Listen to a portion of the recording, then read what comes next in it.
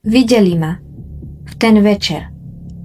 Bezpečnostné kamery ma zachytili, ako prichádzam domov. Nevedela som ale, že prichádzam do svojho vlastného hrobu. Keby som len tušila, že tá tichá ulica sa o pár hodín premení na miesto, kde sa stalo niečo tak nepredstaviteľné, tak znesvedzujúce. Počuli ma susedia. Počuli tlmený krik. Počuli bitku, ale to najhoršie. To, čo nedokázali pochopiť, bol ten zvuk. Opísali to ako sekanie dreva. A potom prišla moja mama. Ja som tam nebola. A ten, kto ma vzal, bol preč. Ale neodišiel s prázdnymi rukami. Kamery ho zachytili, ako nesie kôš na bielizeň. A v ňom bola moja hlava. Znelo to ako scéna z nejakého thrilleru.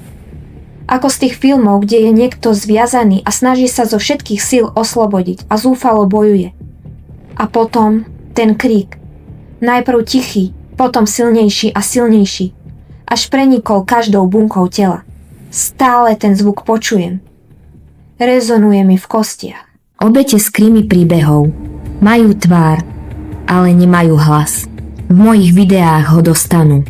Rozprávajú svoj tragický príbeh sami, tak, ako sa naozaj stal, aby sa na ne nezabudlo, aby ich smrť nebola zbytočná. Bolo tesne po polnoci. V Altone, Illinois, malé predmestie St. Louis, kde som sa narodila, kde som sa cítila zakorenená a bezpečne. Hoci štatistiky kriminality boli vyššie, než by ste čakali. Na tichých, osvetlených uliciach a v domoch, kde sa ľudia zdravili cez ploty, som verila v pokoj. Nikto nečakal, že sa môže stať niečo tak strašné. Bezpečnostné kamery zachytili siluetu. Ten moment, ktorému v tej chvíli nikto nerozumel. Muž vychádza z domu na tej tichej ulici, nesie v rukách biely kôž na bielizeň. Prejde cez obchod s tabakom a zmizne z dohľadu kamier. Viete, vtedy ešte nikto netušil, čo ten kôž skrýva. Ale ja to viem príliš dobre. Bol to kontajner môjho strachu, môjho života a môjho konca. Deň na to, o niečo neskôr sa môj príbeh začal pomaly odkrývať. Náhodný stavbár, robotník robil svoju prácu. Vynášal starý sadrokartón do veľkého čierneho kontajnera na ulici. A tam, medzi tým stavebným odpadom, objavil pár topánok. A krv. Bolo tam aj ženské a mužské oblečenie. Robotník pokračoval v hľadaní, prehrabávajúc sa v tom odpade. A v tom našiel nôž. Ten nôž bol pokrytý krvou. Vedel, že niečo nie je v poriadku. Nasledujúci deň prichádza moja mama. Heidi, moja mama, ma milovala viac, než čokoľvek iné na svete.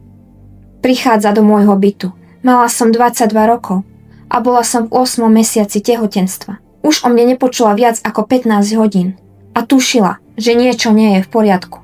Ten materský inštinkt, ktorý nikdy neklame, vchádza dnu a potom ju videli ostatní obyvatelia.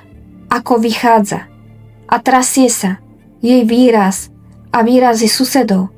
Potom, čo sa dozvedeli, čo sa stalo, hovorili za všetko. Ich tváre boli posledné, čo moja mama videla predtým, ako sa jej život rozsypal. Vychádzala z mojich dverí, ale už to nebola moja mama. Bola to prázdna schránka, trasúca sa od hrôzy, ktorú videla. A potom ten hovor. Zavolala na linku 911. Hovor, ktorý zmenil všetko. Pre ňu, pre mňa a pre moje nenarodené dieťa. 911 with the address of... Yeah. Hi. Listen. What's going on? My girlfriend's daughter is killed. Yeah. What's going on there? My girlfriend. I'm sorry. My daughter's... She chopped her head off. Polícia dorazila krátko na to. Dvere boli odomknuté. Privítalo ich ticho, krvou nasiaknutého pekla. Našli ma. V mojej spálni. Ležalo tam moje telo. Moja hlava. Vyzeralo to, ako by som mala na nej nejaký turbán z uteráku. Avšak keď ho dali preč, zistili, že moja hlava chýba. bola odrezaná. Teraz, keď počúvate tento príbeh, chcem, aby ste vedeli, čo sa presne stalo tej noci. Mama sa ma dotkla a bola som studená. Ten chlad prenikol jej rukami až do srdca. Chcela sa uistiť, že tam nie som. Mama, ktorá ma našla. Stále ju počujem. Jej zúfalý pláč a krík. Prosím, nájdite jej hlavu. Kričala. Ale nebola tam. V byte neboli žiadne stopy, žiadne zbrane a nakoniec sa im nepodarilo nájsť ani moju hlavu. Môj vrah bol precízny. Upratal to hrozné divadlo. Musel ma zlikvidovať niekde inde. Odlúčiť ma od seba. Urobiť ma neúplnou. Vzal si moju identitu, moju tvár, môj hlas a zanechal len prázdnu, studenú schránku plnú spomienok na bolesti. Moje dieťa malo prísť na svet už o pár týždňov. Ako sme sa sem dostali? Čo viedlo mladú, tehotnú ženu v 8. mesiaci s celým životom pred sebou k tak hroznému koncu? Aby ste to pochopili, musíte sa so mnou vrátiť v čase. Musíme sa vrátiť o celých 24 hodín späť. Späť do života, ktorý bol taký obyčajný, taký plný nádeje. Bol jún v roku 2022, krátko pred 2:00 po obede. Sedela som na verande, bol teplý letný vzduch. Pozerala som sa do telefónu, obzerala som si trávnik, počúvala vtáky a snažila som sa žiť svoj život. Tešila som sa na tie malé topánočky, ktoré mám nachystané, na ten smiech, ktorý čoskoro zaplní tento byt. Nikdy by som si nebola pomyslela, že už o pár hodín budem mŕtva. Narodila som sa tu. Bola som bystré a nadšené dieťa. Milovala som zvieratá. Na svoje 10. narodeniny som si neprijala dary, ale zorganizovala som zbierku pre miestny útulok. Vždy som chcela pomáhať a uzdravovať. Po maturite v roku 2017 som začala pracovať. Zákazníci si ma pamätali ako energickú a priateľskú. Šetrila som. Chcela som študovať medicínu a nasledovať mamu, ktorá bola zdravotná sestra. V júni 2022 som sa mala stať mamou aj ja. Bol to náš poklad. Čakali sme dievčatko. Len minulú sobotu som rozdávala pozvánky na baby shower. Boli sme takí nadšení, zbierali sme veci. Ešte sme sa nerozhodli pre meno. Tešili sme sa na jej príchod viac, než si viete predstaviť. Bola som jednoducho milujúca duša. Chcela som byť milovaná a dávať lásku. Avšak žila som v prerušovanom vzťahu s mužom menom DeAndre Holloway. Narodil sa v Illinois, rovnako ako ja. Stretávali sme sa takmer 2 roky. DeAndre mal svoje problémy. Užíval návykové látky a podľa slov jeho nevlastnej sestry mal ťažký život. Odsťahoval sa, keď mal asi 18 a odtedy sa len potuloval. Bol to ten typ. Ťahal ma so sebou do svojho bezstarostného života. V jednom momente, podľa môjho bývalého šéfa, sme dokonca boli bez domova. Žili sme pri jazere Litchfield. Začiatkom roka 2022 sme sa presťahovali, ale veci sa nezlepšili. Náš vzťah bol plný hádok, napätia a nervozity. Mali sme veľa osobných problémov a všetko to pramenilo z jeho toxického správania. Raz môj šéf videl aj samotnú hádku. Ten moment, keď sa to všetko, napätie, už nedalo skryť len make-upom. Vracala som sa do práce so zaschnutými slzami a monoklami, ktoré som sa zúfalo snažila zakryť. Až do tej osudnej noci som si stále naivne myslela, že sa to dá zmeniť. Že to zvládnem, že ho nejako presvedčím. Chcela som, aby naše dieťa malo lepšieho otca. Ale on ma nepustil.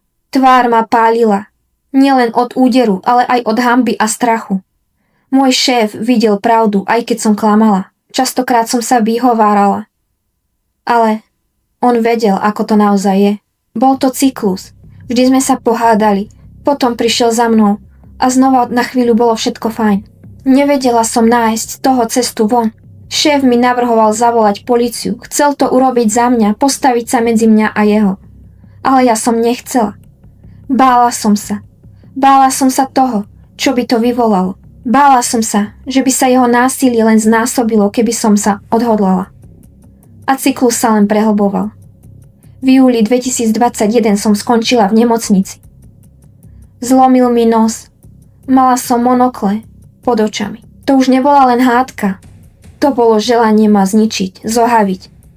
Ľudia nás videli hádať sa na ulici. Raz po takejto hádke svedok videl niečo, čo bolo ešte horšie ako udieranie. Videl, ako sa DeAndre bije sám do tváre. Chcel zo seba urobiť tú obeť, že ja ho ničím. Vykrikoval na mňa: vidíš, ako mi ubližuješ? Potom sa ku mne otočil a ukázal svoju ubolenú tvár. To nebolo trestanie seba, bolo to trestanie mňa.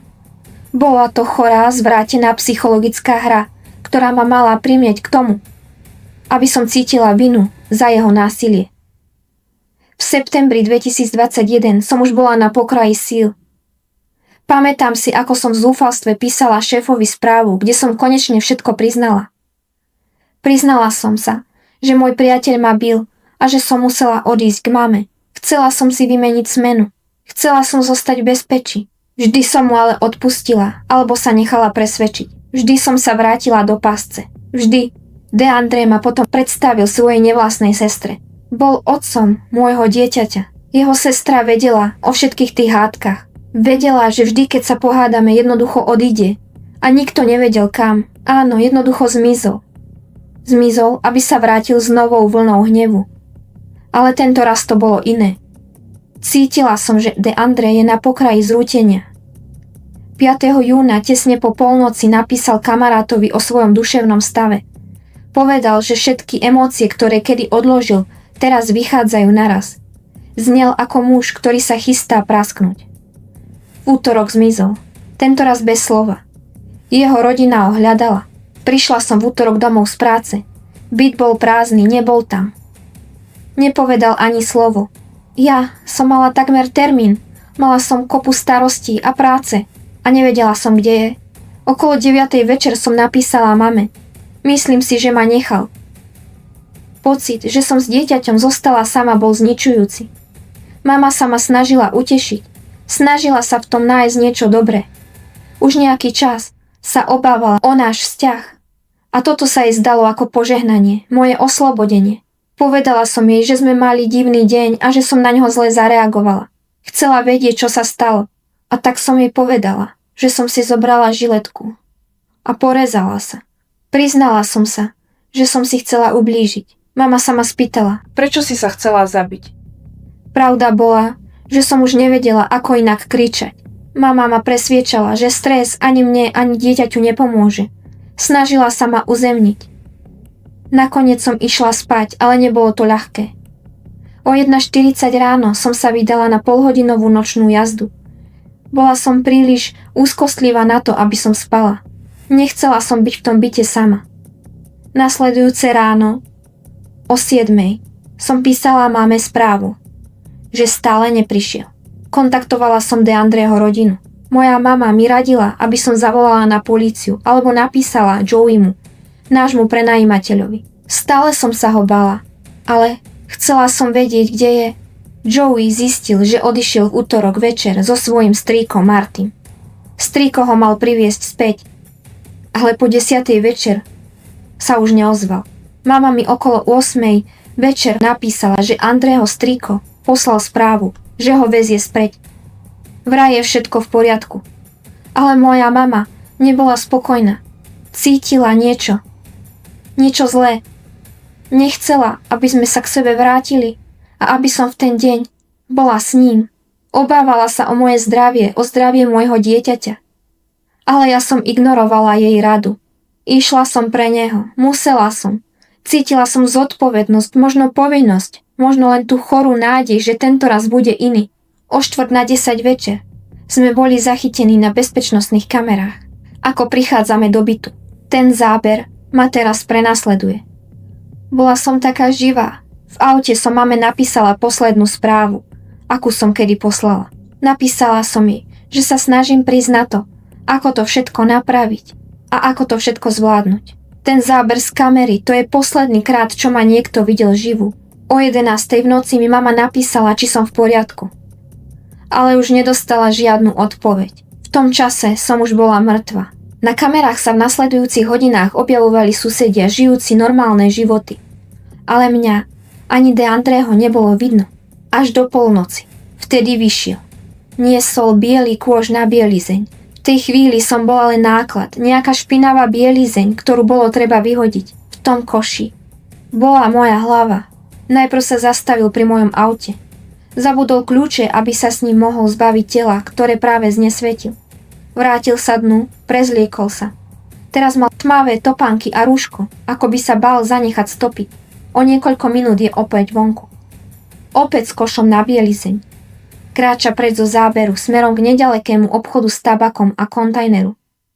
Kráča s mojou hlavou v koši, ako by niesol nákup. Kamery miestneho podniku zaznamenávajú ten biely kôž. Hodí ho do kontajnera spolu s nejakým oblečením. O 2 hodiny neskôr, o 2:00 ráno, moje auto zmizlo z parkoviska. DeAndre odišiel. Ušiel k svojej matke. Jeho nevlastná sestra ho našla v kúpeľni svojej mamy okolo 10:00 nasledujúceho dňa. DeAndre bol hrdý na svoje dredy, ale toho dňa sa rozhodol, že si ich ostriha. Chcel sa zbaviť seba, toho starého, a začať s novou, čistou tvárou. Správal sa nervózne. Spýtal sa mami, či sa môže osprchovať a obliecť si niečo iné. Vyzliekol si oblečenie. Oblečenie, ktoré nieslo stopy krvi. Odstraňoval dôkazy. Tak chladnokrvne, systematicky. A medzi tým moja mama prišla do môjho bytu. A tam ma našla. DeAndre sa 3-krát prezliekol a zahladzoval stopy. Prišiel na mojom aute. Sám. Už to bolo rodine čudné, ale podozrivé znaky nekončili. Jeho mama si všimla, že má moje veci. Moje osobné, súkromné veci, ktoré boli v mojej peňaženke. Poprosil ju, či by sa ich nezbavila. Chcel, aby jeho mama, ktorá ho chránila, bola jeho spolupáchateľom v zahladzovaní stôp. Potom povedal, že ide kosiť trávu. A odišiel. Zmenil svoj vzhľad. Zbavil sa špinavého oblečenia. Nechal moje auto zaparkované na ulici s idiotským nápisom na predaj. Na okne. Aby to vyzeralo ako normálny obchod. Moja mama od prvej chvíle vedela, že to bol on. Nemusela ho prichytiť pri čine. Vedela to. Vedela, že ma roky zneužíval. Že bol zdrojom všetkého môjho strachu a modrín. Chcete vedieť, čo sa tú noc naozaj stalo? Okolo 9:45 sme vstúpili do bytu. DeAndre vyšiel tesne pred polnocou. Tie minúty medzi tým, tie boli moje posledné. Pamätám si ten pocit, ako som sa snažila kričať. Vrhol sa na mňa. Nechcela som, aby vedeli susedia, akú bolesť cítim, ale bolesť bola príliš veľká. Tlmený krik sa zrazu premenil na hrôzu, ktorá otriasla celým bytom. Bolo krátko pred 10:00 a potom to ticho. Prerušené tými 5 alebo 6 hlasnými údermi. Susedia to nevedeli popísať inak. Len ako by niekto sekal drevo. Ten krik prestal. Sekanie prestalo. Svetlá v tom byte sa zhasínali a zasvecovali. Počas toho, ako sa snažil upratať všetky dôkazy, bálil moju hlavu do toho bieleho koša. Susedia vraveli, že nevedeli, čo mali robiť, že prišli domov a počuli buchot. Počuli niekoho kričať asi 5 minút v kuse. A potom ten buchot prišiel znova. Vraj boli dvere otvorené. Volali aj prenajímateľovi. Ten mi volal, ale ja už som nemohla odpovedať. Bolo už príliš neskoro na to, aby ma niekto zachránil. 9. júna polícia vnikla do domu DeAndreho matky. Tam v koši našli jeho odhodené krvavé oblečenie. Oblečenie, ktoré svedčilo o tom, čo urobil. A jeho ostrihané dredy zabalené v toaletnom papieri. Po DeAndrem nebolo ani stopy. Až do 10. júna zavolala polícia. Zadržali nejakého Johna Doua, ktorého neskôr identifikovali ako DeAndreho. Zadržali ho popoludní kvôli držbe marihuany. Začal sa smiať, búchať si hlavu o stenu. Museli ho znehybniť. Držali ho na zemi, zatiaľ čo on zúril. Snažil sa zničiť posledné zvyšky seba, aby nemusel čeliť tomu, čo urobil mne. Odmietal povedať svoje meno, ale oni to nepotrebovali. Vyšetrovatelia od prvej chvíle vedeli, že to bol on. Vykonali zatýkač na odber DNA otlačkov. A na druhý deň, takmer 24 hodín potom, čo našli moje telo, si s ním sadli na výsluch. Odmietal hovoriť. Stále hovoril, že chce ísť do práce, že je disociovaný. Požiadal o právnika a výsluch skončil. A potom prišlo obvinenie. Bol obvinený z vraždy, úmyselného zabitia nenarodeného dieťaťa, znesvetenia ľudského tela a zatajovanie vražednej smrti. Kaucia bola stanovená na $2 milióny. De Andreho rodina sa snažila ospravedlniť jeho činy. Hovorili o jeho duševnej chorobe. Zúfalo hľadali dôvod, prečo by ich syn urobil takúto nepredstaviteľnú vec. Ale ich duševná choroba mu nedala právo na to vziať mi život a vziať život nášmu nenarodenému dieťaťu. Všetky varovania, všetky modriny, všetky hádky boli predzvesťou niečoho, čo sa potom stalo. Vo väzení to nezvládal. Odmietal opustiť celu, zúril a jeho násilie neprestalo, len sa presunulo na iných. Vyhrážal sa dozorcom, že im takisto otne hlavu ako mne. Odmietal sa zúčastniť pojednávaní. Bol uznaný za duševne nespôsobilého, postaviť sa pred súd a bol poslaný na liečbu. Najvyšší súd Illinois rozhodol, že moje dieťa nemôže byť považované za druhú obeť vraždy na účely doživotného trestu. Bola to len právna formalita, ktorá nemohla zmeniť fakt, že nás zabil obe. V januári 2024 sa však priznal.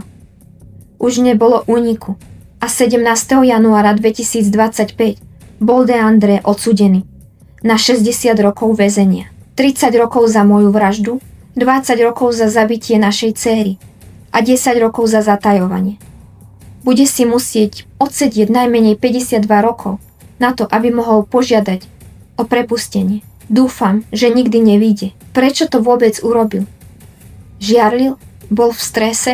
Pravdu sa už asi nikdy nedozvieme. Moja mama sa obrátila k páchateľom a povedala: Ak trpíte duševnou nestabilitou alebo duševnou chorobou, vyhľadajte liečbu a buďte dôslední. Pochopte, že váš stav alebo choroba vás nezbaví zodpovednosti za spáchané trestné činy. A obrátila sa k tým, akou som bola ja, k tým, ktoré sú v tieni násilia. Ak ste vo vzťahu s domácim násilím, vypracujte si bezpečný plán na ukončenie tohto vzťahu.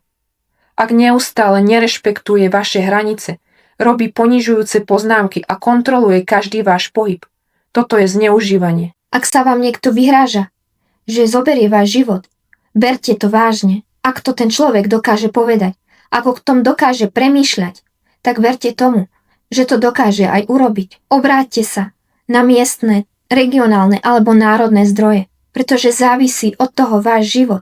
Nie je to jednoduché, ale váš život je dôležitý a vy ste hodní toho, aby ste žili normálny život a aby ste neskončili tak, ako som skončila ja. Môj život sa skončil násilím, ale môj príbeh žije ďalej, aby varoval. Počúvajte to volanie, urobte ten ťažký krok, ten, ktorý som ja nedokázala a ktorý mi vzal život. Pre seba a pre svojich blízkych. Moja mama založila nadačnú stránku. Všetky tie dary, ktoré tam prišli, putovali do miestneho zdroja pre domáce násilie. A to je náš odkaz. Je to to, že z mojej straty vychádza pomoc. Ak chcete počuť aj iné príbehy ústami obeti, dajte prosím odber a zapnite si zvonček, aby sa na naše príbehy nezabudlo a aby sa také veci, ako sa stali nám, už nemuseli stať nikomu inému. Volám sa Líze Dot a ďakujem, že ste si vypočuli môj tragický príbeh.